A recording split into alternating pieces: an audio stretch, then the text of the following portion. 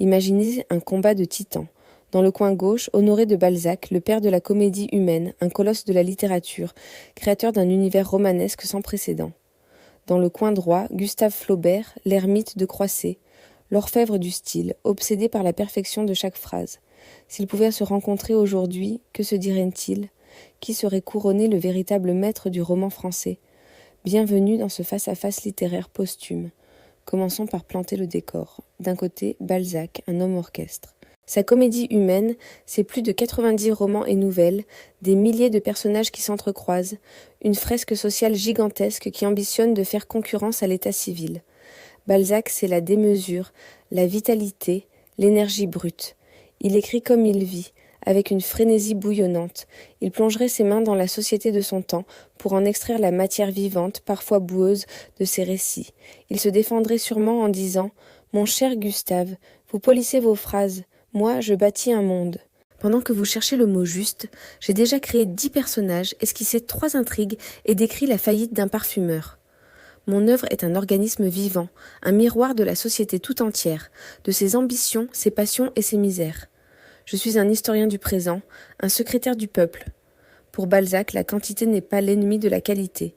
Elle est la preuve d'une puissance créatrice divine, d'une ambition totalisante. Il reprocherait peut-être à Flaubert son ascétisme, son refus de se salir les mains avec la trivialité du monde, le trouvant trop distant, trop froid.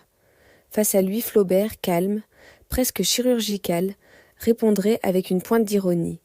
Il opposerait à la profusion balzacienne sa quête obsessionnelle de la perfection formelle.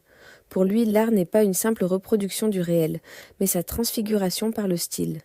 Cher Honoré, votre énergie est admirable, mais elle est celle d'un volcan en éruption. Vous crachez des chefs-d'œuvre et des scories avec la même fougue.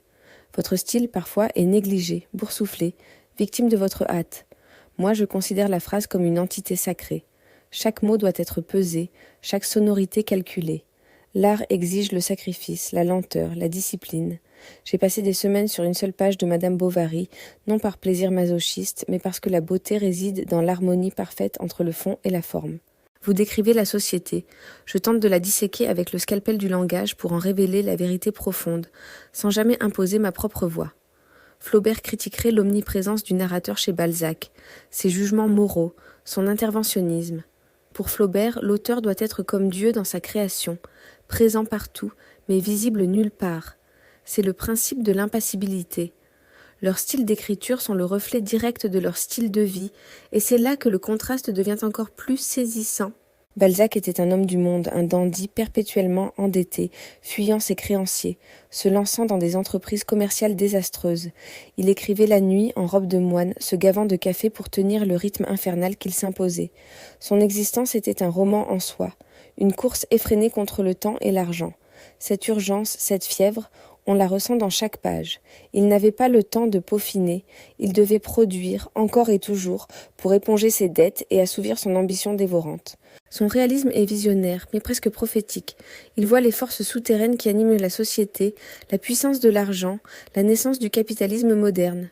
Ces descriptions ne sont pas de simples décors, elles sont des symptômes, des indices qui révèlent le bout de la psychologie des personnages et les dynamiques sociales.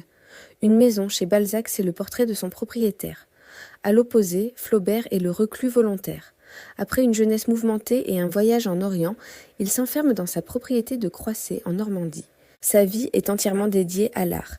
Il n'écrit pas pour vivre, il vit pour écrire. Son travail est monacal, méthodique.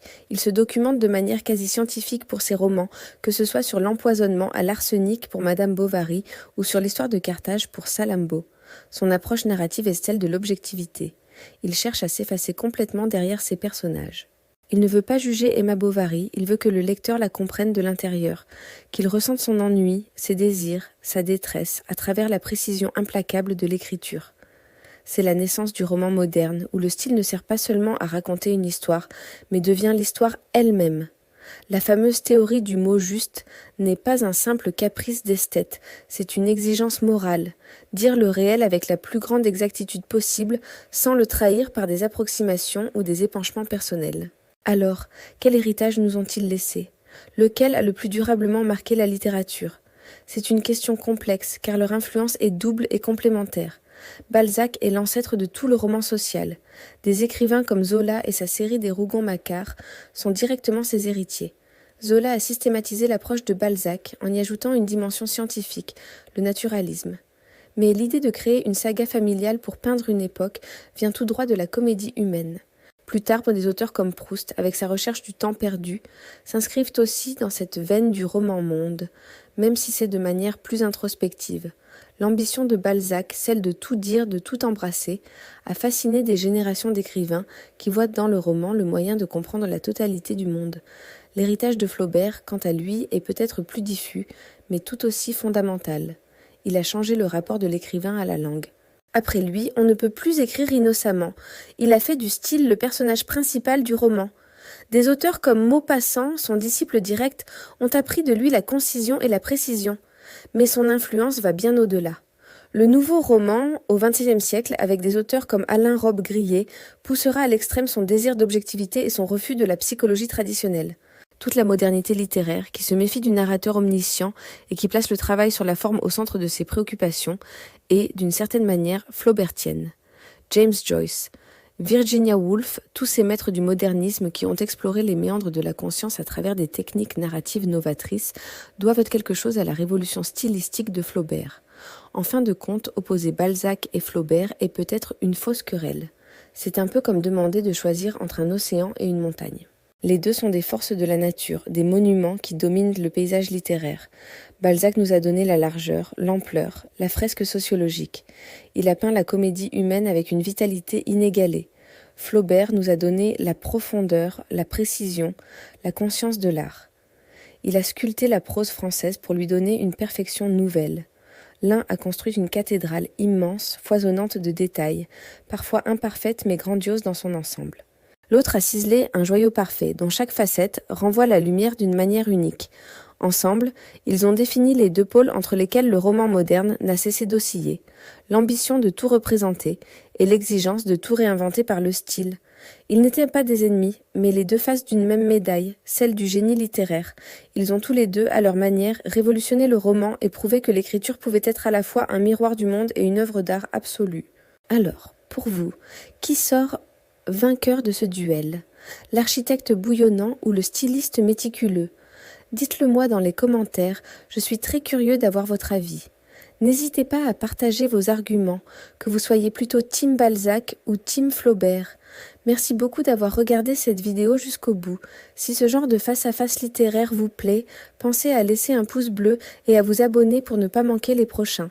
À très bientôt pour une nouvelle exploration du monde fascinant de la littérature.